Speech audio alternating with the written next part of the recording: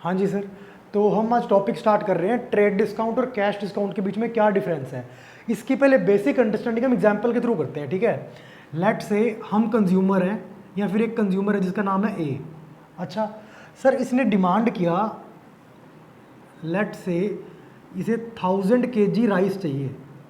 क्या चाहिए? 1000 kg rice. इसने डिमांड किया बी से जो है सेलर। अच्छा सर, ए गया बी के पास, कहता है यार मुझे ना 1000 kg राइस चाहिए। तो आपके पास राइस है? कहते हैं हम राइस के सेलर हैं। कहता बताओ क्या रेट लगाओगे? बी कहता कि मैं रेट लगाऊंगा आपको 10 रुपीज़ पर केजी राइस पे रेट लगा दूंगा। कहता मुझे टोटल 1000 kg लेने हैं। तो कहता मैं आपको लगा दूंगा रेट 1000 kg लेने हैं आपने राइस, और सर 10 रुपीज़ पर केजी पड़ेगा। तो यानी कि टोटल आपको अमाउंट पेबल है वो कितनी है? 10,000 रुपीज़। देन ए ने क्वेश्चन किया कि यार मैं इतनी बल्क में क्वांटिटी परचेज कर रहा हूँ, तो क्या मुझे इस 10,000 पे कुछ डिस्काउंट मिल सकता है? वो कहता चलो काफ़ी बल्क क्वांटिटी है तो आपको 10% डिस्काउंट दे देते हैं हम, यानी कि 1000 रुपीज़ डिस्काउंट दे दिया हमने। तो सर अब आपको पेबल होंगे 9,000 रुपीज़।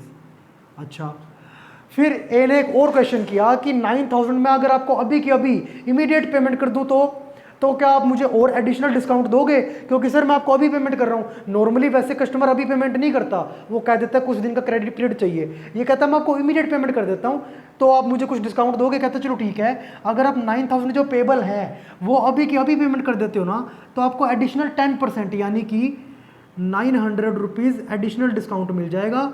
अभी पेमेंट करोगे तो आपको ये 9,000 नहीं पे करने पड़ेंगे, आपको पे करने पड़ेंगे 8100 रुपीज़। ठीक है सर। अब सर इसी में ट्रेड डिस्काउंट और कैश डिस्काउंट का कॉन्सेप्ट छुपा है, समझना इस बात को। सर ये 1000 रुपीज़ क्या है? सर ये हमने 1000 रुपीज़, पहले बताओ इसका मोटिव क्या है, क्यों दिया गया था ये हमें? क्योंकि सर हमने ना बल्क क्वांटिटी परचेज की थी। क्या करी थी हमने? बल्क क्वांटिटी परचेज करी थी।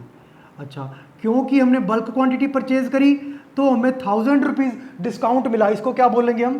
सर इसी को कहते हैं हम क्या? Trade discount. क्या बोलेंगे इसको सर हम?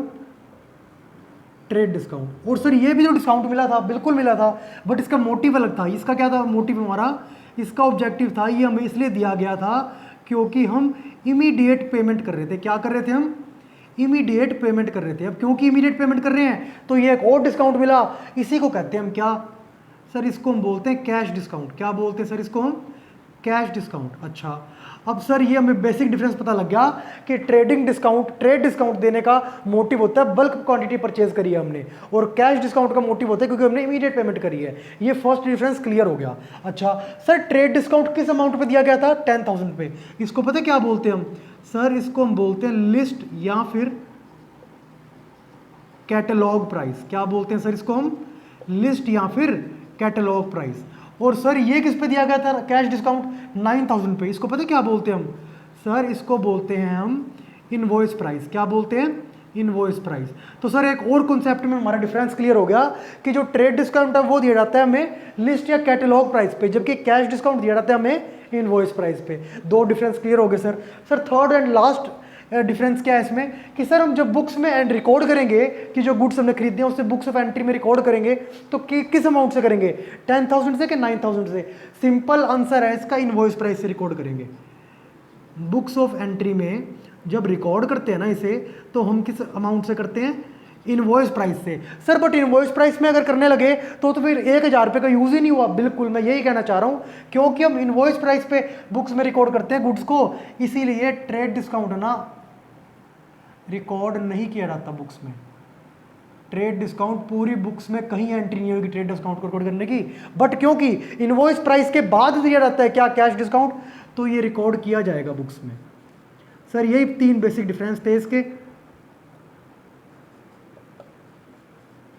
क्या डिफरेंस था सर? पहला था सर ट्रेड डिस्काउंट दिया जाता है बल्क क्वांटिटी परचेज के लिए, कैश डिस्काउंट दिया जाता है इमीडिएट पेमेंट के लिए। और सर कैश डिस्काउंट दिया जाता है इनवॉइस प्राइस पे, ट्रेड डिस्काउंट दिया जाता है लिस्ट या कैटलॉग प्राइस पे। इसीलिए सर क्योंकि इनवॉइस प्राइस पे हम बुक्स ऑफ एंट्री में रिकॉर्ड करते हैं इसे गुड्स के अमाउंट को, तो इसलिए ट्रेड डिस्काउंट को रिकॉर्ड नहीं करेंगे और कैश डिस्काउंट को रिकॉर्ड कर देंगे हम बुक्स ऑफ अकाउंट में। तो इतना ही टॉपिक है, ये अगली बार से करते हैं, ठीक है।